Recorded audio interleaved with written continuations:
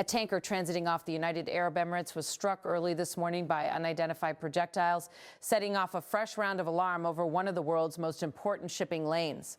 The United Kingdom Maritime Trade Operations issued an advisory saying the vessel was hit while about 78 nautical miles north of Fujairah.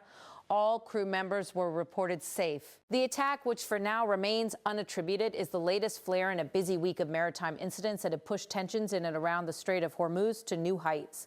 At the heart of the response is a United States military operation now being rolled out under the name Project Freedom. U.S. Central Command announced on May 3 that CENTCOM forces would begin supporting Project Freedom on May 4 with what it described as the immediate objective of restoring freedom of navigation for commercial shipping through the Strait of Hormuz.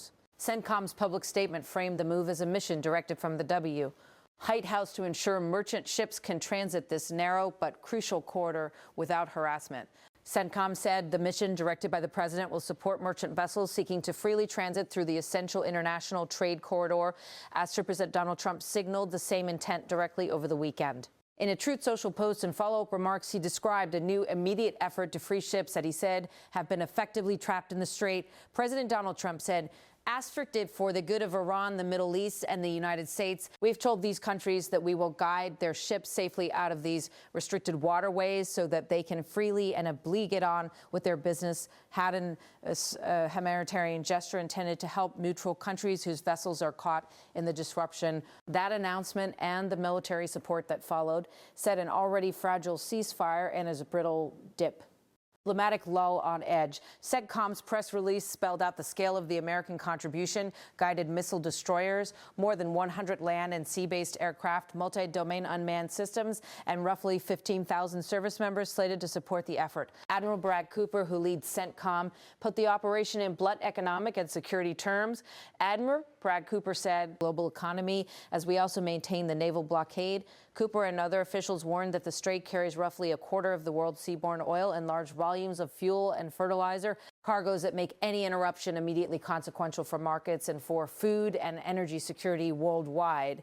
The military move follows a staccato of incidents just days earlier. The UK MTO posted a separate report that the master of a northbound bulk carrier had told authorities the vessel was attacked by multiple small craft some 11 nautical miles west of Zurich on Iran's southern coast. Again, all crew were confirmed safe, and there were no immediate reports of pollution. Maritime monitors and ship operators have responded to that clustering of encounters by warning commercial masters to exercise extreme caution and to keep UKMTO and coalition bodies apprised of suspicious activity. On the diplomatic front, the reaction has been immediate and mixed. Tehran framed any unilateral outside military action in the Strait as a violation of the ceasefire and as a provocation. Iranian officials have repeatedly insisted that foreign warships operating in the narrow waters near their coastline amount to a breach of the understandings that paused kinetic operations earlier this spring. Iran's parliamentary leadership has also telegraphed a legislative response draft rules that, if enacted, would formalize tighter controls over who may transit the Strait and on what terms. Among the proposals discussed in Iranian parliamentary debate is a permanent ban on Israeli-flagged ships and new requirements that vessels from countries judged hostile secure prior permission before passage. Some Iranian lawmakers have even spoken in terms of demanding reparations from governments deemed adversarial before allowing their vessels to pass.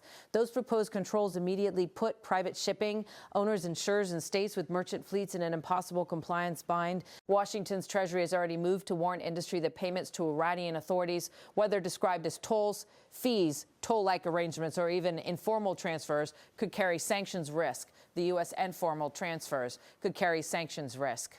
Office of Foreign Assets Control's caution firms that U.S. persons are broadly prohibited from making payments to designated Iranian entities, and that non-U.S. companies can also face secondary consequences if their transactions cause banks, insurers, or other U.S. regulated entities to run afoul of U.S. exports sanctions. That guidance listed a variety of payment forms, traditional currency, cash, digital assets, and informal swaps, underscoring how wide the net of risk has grown. At sea, the picture is hardly binary. Monitoring groups tracking ship movements say Iran has been creative in trying to move oil around the blockade that U.S. forces announced in mid-April. A maritime tracking firm reported this week that a very large crude carrier belonging to Iran's national tanker company, identified as Huge, has been observed in the Asia-Pacific after long periods of radio silence and AAI signal darkening. The tracker reported the vessel was carrying roughly 1.9 million barrels of crude and was last sighted near Sri Lanka before moving through Indonesian waters. Those accounts have prompted renewed questions about the effectiveness of the USS naval blockade and about the tactics used by state and shadow fleets to avoid detection, switching off identification transponders, operating through co-emplex intermediary owners, and routing via long, circuitous voyages. That cat-and-mouse dynamic on the water complicates any neat narrative of control. U.S. military officials assert the blockade has forced many Iranian-linked vessels to turn back and cost Tehran billions in lost revenue. Iranian state media counters that dozens of ships have nonetheless found ways to breach restrictions. The gulf between those claims matters because it shapes perceptions in global markets and in capitals that must decide whether to accept residual disruption, to pay steep insurance costs, or to change supply lines altogether. Beyond energy, the disruption is already being felt in humanitarian operations.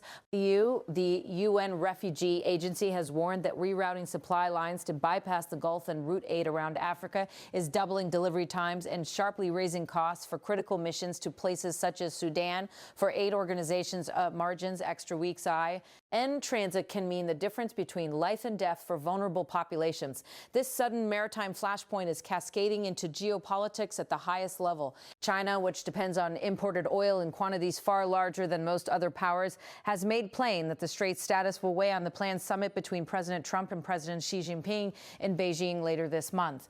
China's ambassador to the United Nations, Fu Kong, who holds the rotating presidency of the UN Security Council this month, warned that if the Strait of Hormuz remains in crisis when the U.S. president lands in Beijing, the issue will be central to the talks. Beijing is anxious. Almost half of its crude imports move through the Gulf, and anything that threatens that flow is an immediate strategic concern for Beijing's leaders and for the Chinese economy. Across Europe and among other trading partners, reactions have been cautious. Some governments have voiced formal willingness to consider defensive escort operations, but major navies have been reluctant to be drawn into what many governments view as a U.S.-led escalation that risks a dangerous new chapter in a broader regional conflict. France and others have described possible missions as defensive in nature and have conditioned any direct participation on mandated legal and political guardrails. The diplomatic calculus is clear. Nations that rely on the global economy for growth are wary both of a prolonged closure and of being sucked into another kinetic round. For merchant shipping, the choices are limited. Owners can accept higher premiums for Gulf transits, reroute around the Cape of Good Hope with long detours that add time and cost, or anchor and wait actions that ripple into refinery schedules, commodity contracts, and downstream manufacturing. Freight indices have already reflected the disruption, and traders watching the market are braced for volatility should the Strait see more seizures, freedom of navigation, or further military interdictions. Back in Tehran, the rhetoric has hardened even as negotiators and mediators work to keep diplomatic channels open. Iran has accused the United States of piracy for intercepting ships under the blockade. The U.S. announced in mid-April, a charge Washington rejects, and Tehran's officials insist they are protecting their sovereign waters from foreign coercion. Sort of the political theater inside Iran is intense. Some hardline voices push for permanent legal restrictions on passage. Others urge caution to avoid widening the war's footprint. That domestic debate matters because it will shape the practical consequences for commercial mariners. A new law that requires prior permission to transit or that institutes long-term tolls would not only complicate shipping operations, but could force flag states, insurers, and ports to make swift, painful decisions about routing, registration, and liability. Regulators and industry bodies are already scrambling to advise vessel masters how to navigate a labyrinth of legal and operational risk. At the core of the unfolding drama are ordinary crews on ordinary ships who find themselves at the crossroads of geopolitics. The crew members on the tanker near Fujairah and on the bulk carrier off Sirte were reported safe. But the incidents are a reminder that the human cost, the fear, stress, and potential for catastrophe is real and immediate. For seafarers who operate under tight schedules and strained fatigue margins, the disruption is dangerous both at sea and ashore. For the international community, the immediate test will be whether Project Freedom de-escalates or exacerbates the situation. The United States and its partners say the goal is narrow and defensive, to restore the basic principle that the high seas remain open to commerce. Iran calls the same actions provocative and potentially illegal. The narrow lane of diplomacy that has kept a tentative ceasefire in place Since early April is now under strain from a sequence of incidents that could easily be misunderstood or misread on the water. In the hours and days ahead, watch for 3 immediate markers: whether Project Freedom's military presence succeeds in escorting ships without incident, whether maritime insurance and shipping lines resume transit through the Strait of Hormuz, and whether mediators can cement a durable extension to the current pause in hostilities. The answers will determine whether the world sees a short, risky reprieve or the start of a more sustained collision between naval power and maritime commerce. This morning's strikes on commercial vessels, the escalation of naval deployments, and the raft of new legislative and sanctions warnings have combined to make the Strait of Hormuz more than a local flashpoint. It is now a global economic and diplomatic pressure point for the men and women at sea, for the countries that depend on the cargoes that pass there, and for the policymakers who must weigh the line between protection and provocation. The coming days will be decisive. We will continue to monitor official briefings, maritime advisories, and diplomatic channels as Project Freedom unfolds and as international partners and adversaries respond. The immediate facts are stark. A tanker struck 78 nautical miles north of Fujairah. A bulk carrier reported an attack 11 nautical miles west of Sirak.